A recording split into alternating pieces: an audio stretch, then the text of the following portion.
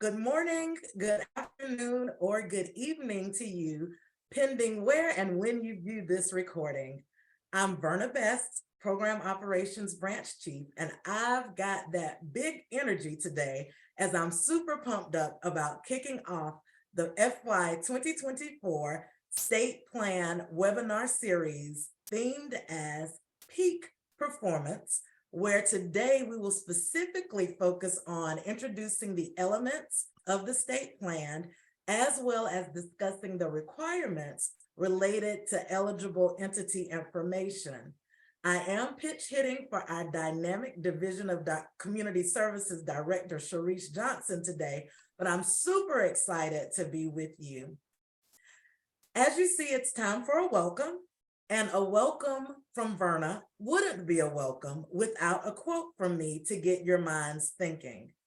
So consider this one as likely as one you've heard throughout your life. If you fail to plan, you plan to fail.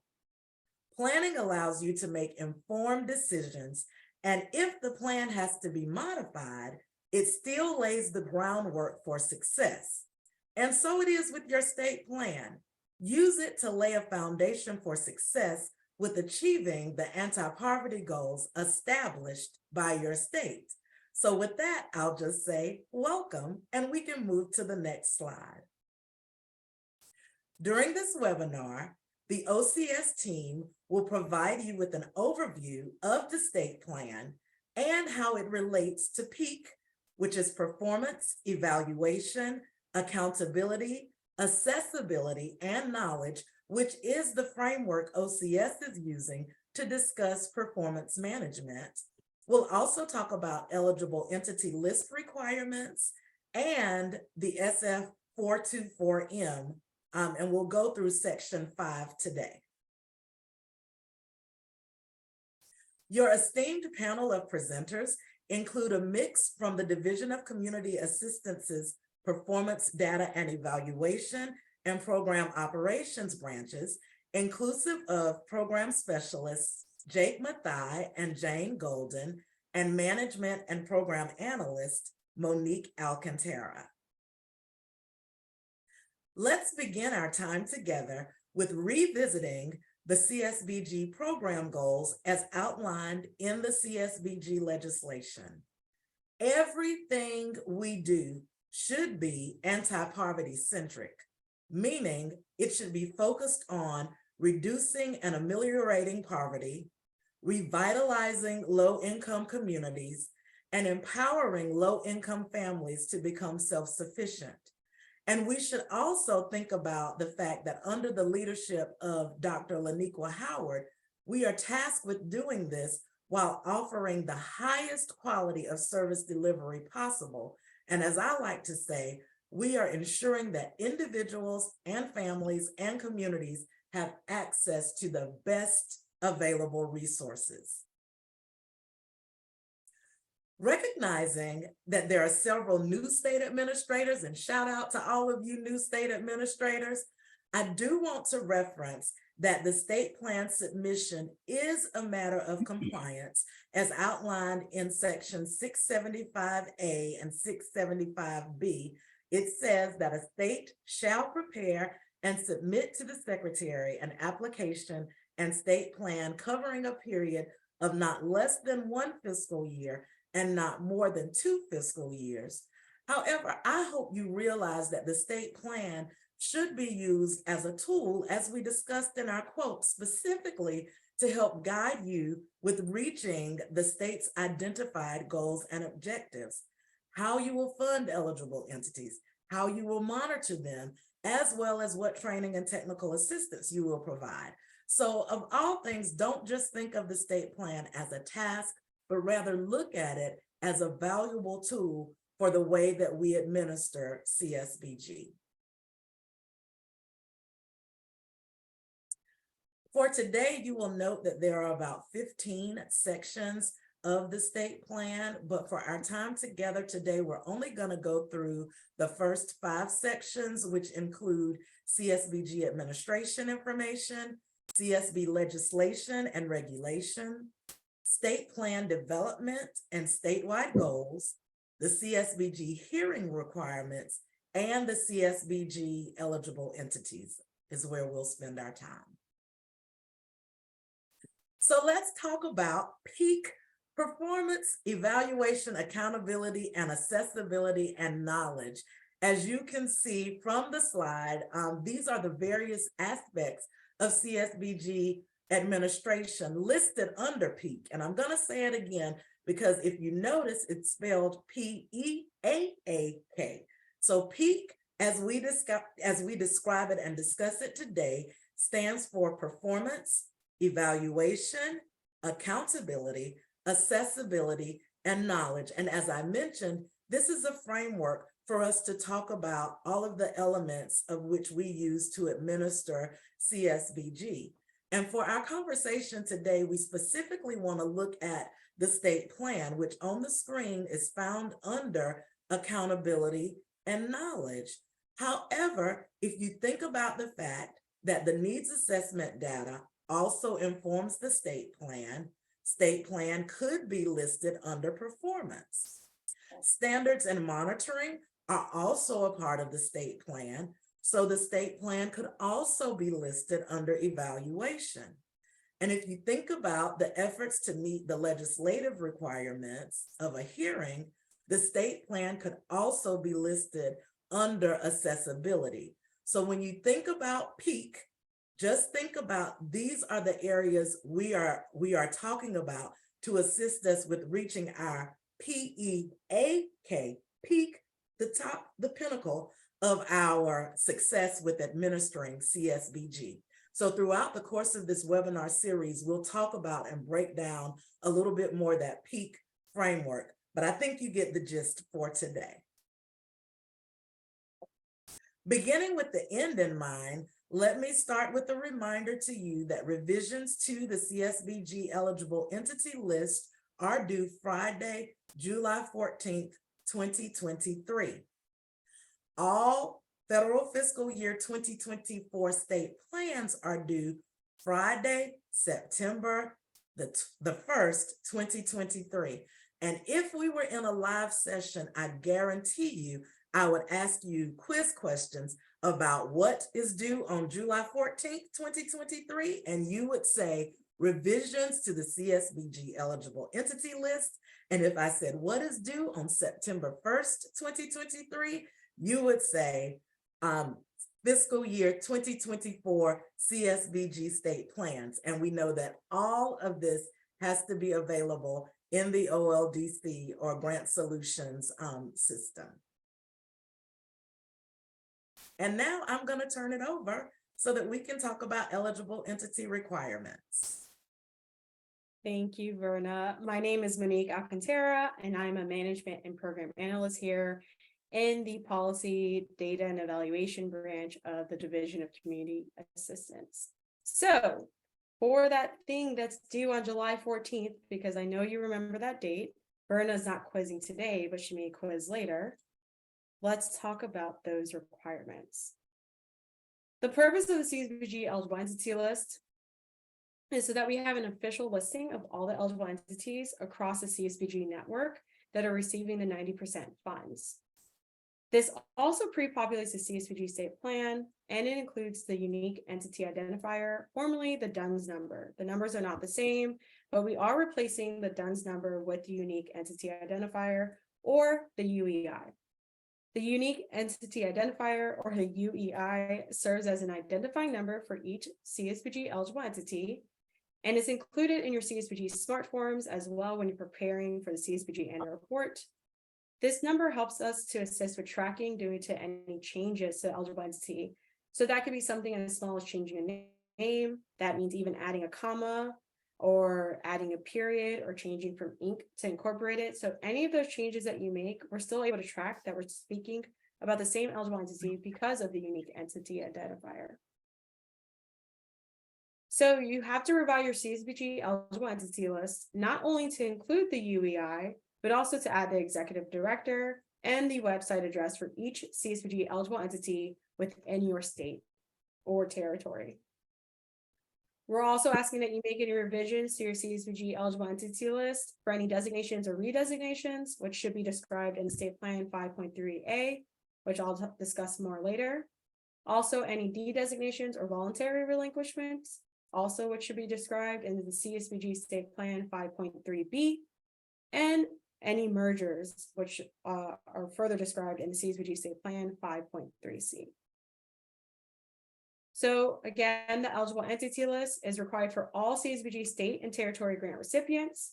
It pre-populates 3 sections in your CSBG State Plan. That's 5.1, where it will be pre-populate your eligible entities as well as the geographical area served, whether or not they're nonprofits, and what type of entity they are. So CAA, migrant or seasonal farm worker, tribe or territory, or limited purpose agency. It also pre-populates 7.2, which is where you'll list your plan allocations to the CSBG eligible entities within your state, and 10.2, which is where you'll describe your plan for monitoring for the years that your state plan is covering. The CSBG eligible entity list must be submitted prior to initializing a new state plan. And that's because if you do not have the eligible entity list submitted, then they will not populate into your state plan and you'll have to restart your state plan after you submit your eligible entity list. So please remember to submit your eligible entity list with all of your revisions prior to initializing a new CSBG state plan. And you must complete revisions by June 14th, not 15th. June 15th is, July 14th, not July 15th. July 15th is a Saturday. So we would like you to submit those by Friday, July 14th. And this will directly affect the release of the fiscal year 2023 CSBG annual report smart forms. So the sooner that you submit your revisions, the sooner that we can release those smart forms for you. Now let's delve into the CSBG state plan. As you can see in the most recent CSBG action transmittal, Group A are required to submit a new CSBG state plan for fiscal year 2024. This means that you must submit the revised CSBG eligible entity list, as well as a full submission of the fiscal year 2024 CSBG state plan. So the states that are listed on this slide are required to submit a federal fiscal year 2024 CSBG state plan by September 1st, 2023.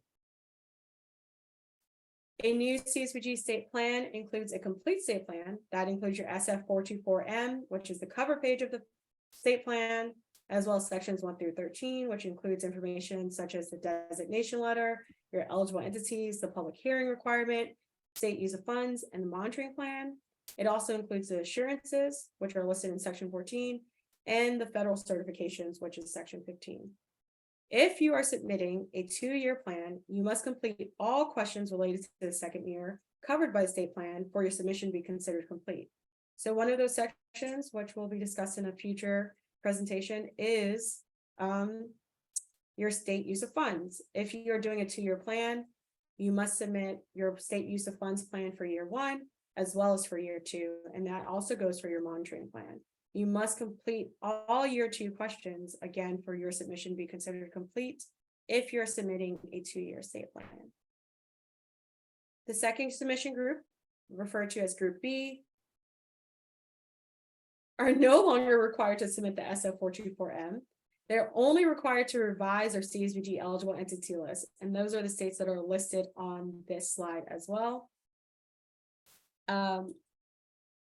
Revisions, while you are allowed to make revisions to your accepted CSBG state plan, there is no requirement to revise your accepted 2-year CSBG state plan. However, OCS does suggest revisions for changes to your eligible entity list that requires a redistribution of funds, that's section 5 and section 7. Revisions to the state funding allotments, that's section 7. Modifications to the state's policies and procedures, that's section 3 and section 10.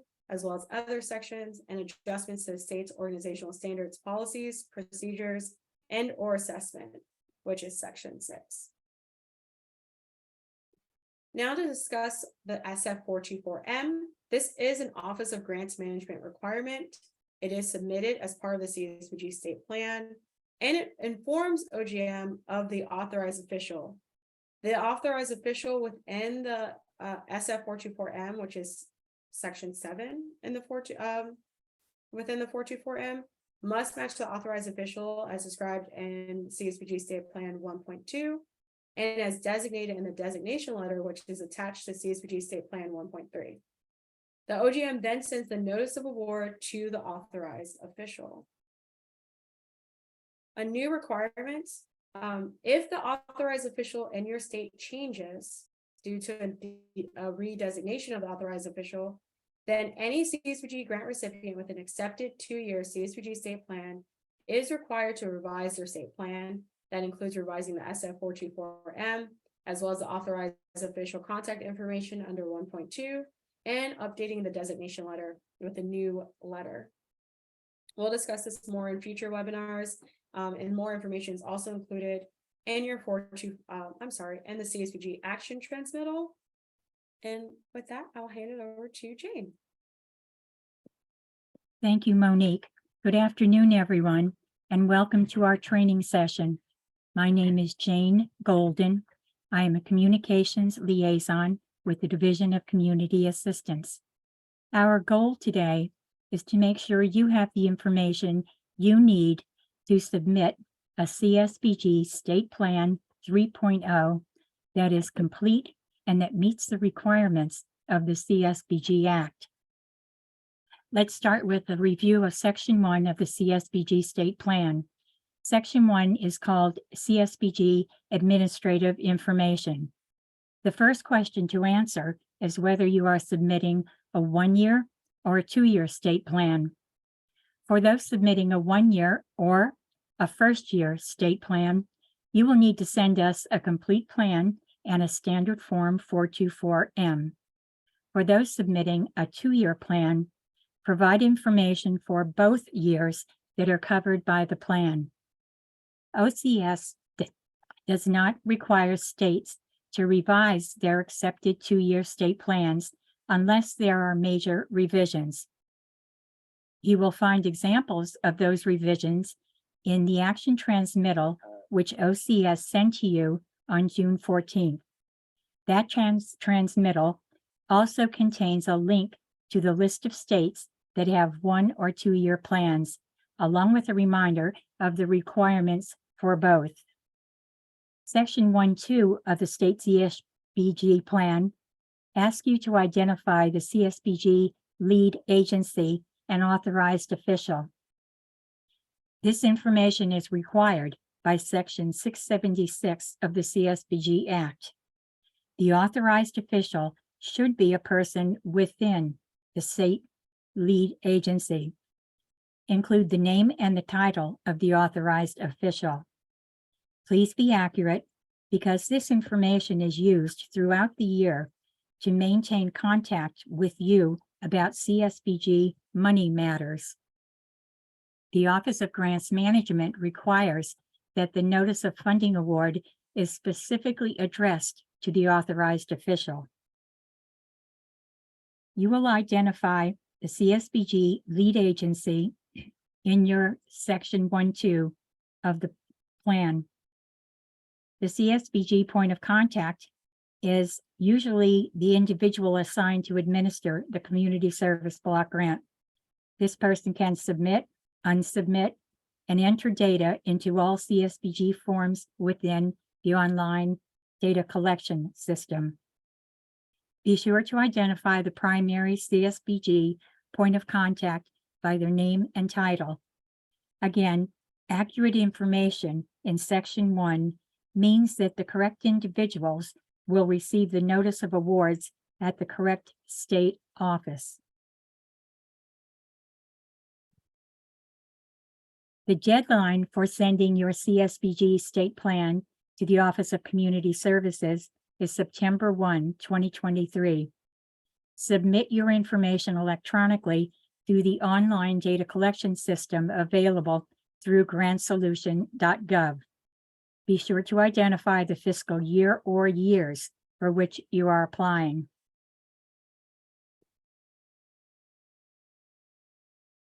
This is a split screen to show that the information from the designation letter is used to complete Section 1 of the state plan.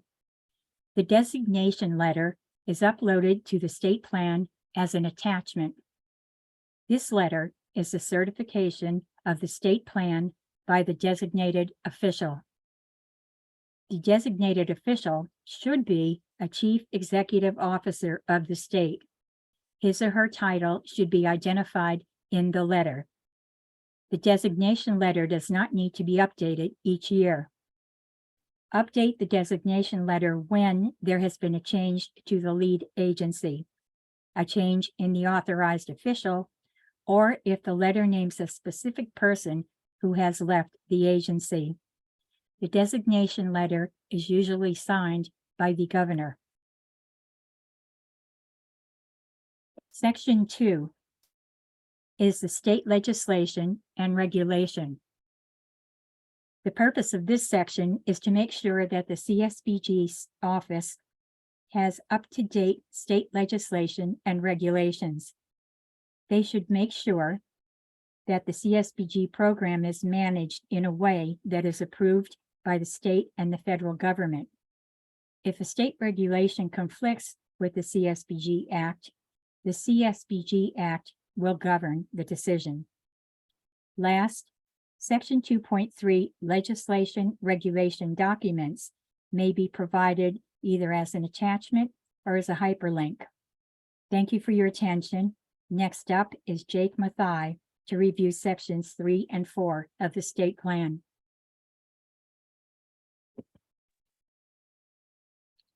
Hi there. My name is Jake Mathai, and I'm a DCA CSBG Program Specialist assigned to Region 10. And I'm going to talk a little bit about sections 3 and 4. The purpose of section 3 is to collect information on the mission and responsibilities of the state agency that serves as the CSBG lead agency. This includes information on the CSBG lead agency's mission, state's vision, and CSBG specific goals, the types of input used to develop the state plan, and how eligible entities were involved in the development of the plan. This section should help encourage states to ensure the mission and goals are specific to CSBG versus the overall mission of the state.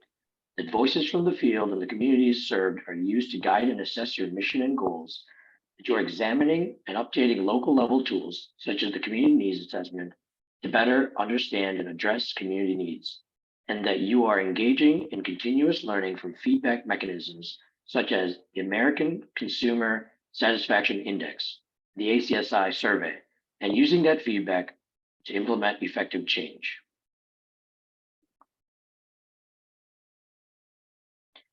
As stated, Section 3 focuses on the development of the state plan and statewide goals. DCA is interested in hearing how grant recipients are analyzing their state and local tools and goals to find areas for improvement, and are bringing the input of stakeholders to the decision-making table, such as eligible entities, our TNTA partners, the federal CSBG office, and any other relevant organizations for your network, with the ultimate purpose of ensuring the plan will best serve the communities across your state. The best way to foster innovation and problem solve is often with the voices of those who have knowledge of the network and those who experience the CSBG in action.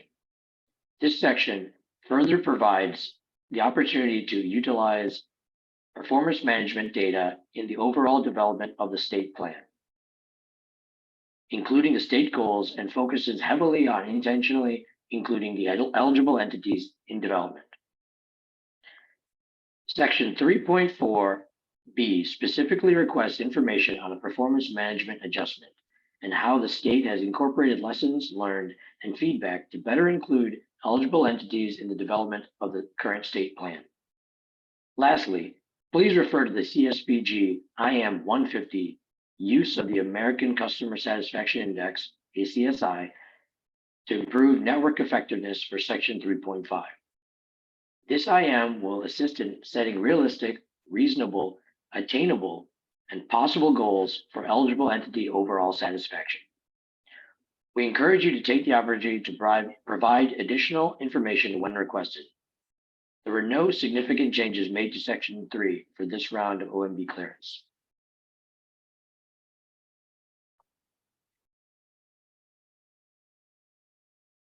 The purpose of Section 4 is to verify that the state has met the CSBG Act requirements for the public notice, public hearing, and the legislative hearing for CSBG state plans. The section includes information on public hearings, which occur every year, versus legislative hearings, which occur every 3 years, and any combined hearings. These public hearings can remain virtual at this time and until further notice that in-person is once again required. Public input is important to ensuring CSBG is accurately reflecting the needs of the community. Of note, attachments include, but are not limited to, agenda, sign-in sheets, transcripts, and notices or advertisements of the hearings. There were no significant changes made to Section 4 for this round of OMB clearance.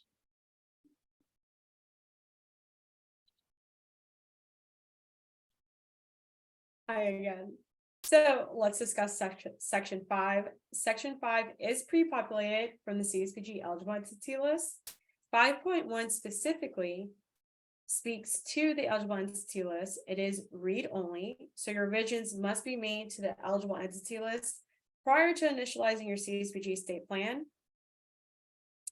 And again, as I stated earlier, the eligible entity list must be submitted for 5.1 to pre-populate correctly. If the CSBG eligible entities do not pre-populate, please immediately contact your program specialist. Do not continue editing your state plan. You will have to start over, which is why it's important that you check that 5.1 pre-populated before you start completing any other sections so that we can correct it on our end. If you're in the second year of your state plan and you need to make edits, please let your program specialist know, and we will work together to support them in updating that list within your state plan for you. But again, you must first update your CSBG eligible entity list prior to initializing your state plan and prior to us being able to make any updates on the back end to 5.1. Again, as I mentioned earlier, Section 5 is also about describing any changes in your CSBG eligible entity list since your last submission. 5.3a focuses on designations and redesignations. So that's any eligible entity that was newly designated or redesignated, they have completed the full designation process as described in your state policies. Those policies should be included in CSBG State Plan 10.8 and or 10.10. And you should only include that eligible entity if they will receive funding for the fiscal year or fiscal years which the state plan covers. If the geographical area that the agency serves has also been updated, please include that information here as a redesignation. So if nothing's changed other than their population, the geographical area served has changed, we do consider that a redesignation. 5.3b focuses on terminations or voluntary relinquishments. So these are any eligible entities that will no longer be receiving CSBG funds, and they've been fully de-designated or they fully voluntarily relinquished, that's a tongue twister, their funds, their CSBG funding per your state policies. That should be described in CSBG State Plan 10.9, and they are no longer receiving funding for the fiscal year or years that the state plan covers. Also, you want to double check that that eligible entity or entities no longer appear under 5.1, as well as your eligible entity list. And then 5.3c, last but certainly not least, is mergers. And these are any eligible entities that were previously designated and are merging to provide services.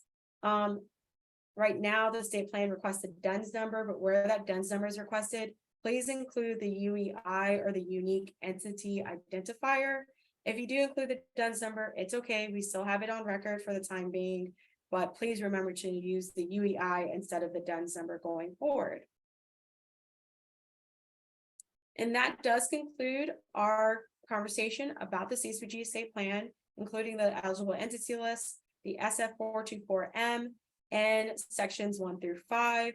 I would like to quickly introduce the DCA team.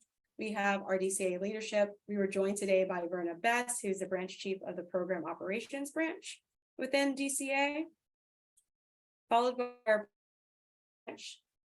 We were joined today by Jake and Jane. Jake is the program specialist for Region 10, and Jane is our communications and correspondence liaison. We also have our financial oversight and accountability branch, which Norris and Angie, they answer anything to have to do with monitoring, as well as corrective action and things of those natures. And we have our policy, data, and evaluation branch, which includes myself. Many of you are familiar with Nikki, and we have a few new members as well. Some of you may be familiar with Kayla as well. And with that, I will hand it back to Verna Best.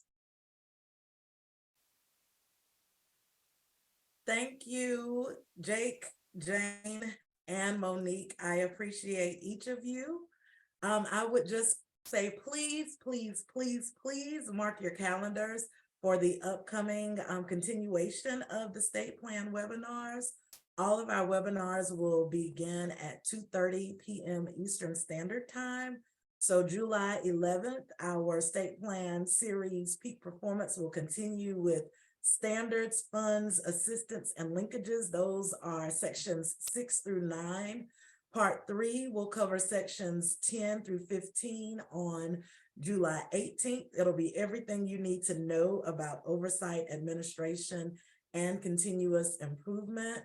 And then I would ask you to be on the lookout for the release of a pre-recorded session for navigating the OLDC. I think we used to call it OLDC refresher, but that should be released by or before July 31st. And I would also ask that in addition, as part of our effort to provide you with optimal training and technical assistance, we are planning to include some state plan consultation hours on August 15th and August 22nd, again, starting at 2:30. And this will be a time when staff will be online and available to assist you with any content questions, as well as to provide you with any assistance needed for submitting your state plan. I am so appreciative of the time you've taken to learn about the requirements of the CSBG state plan submission for federal fiscal year 2024. As a reminder, it would have been a quiz.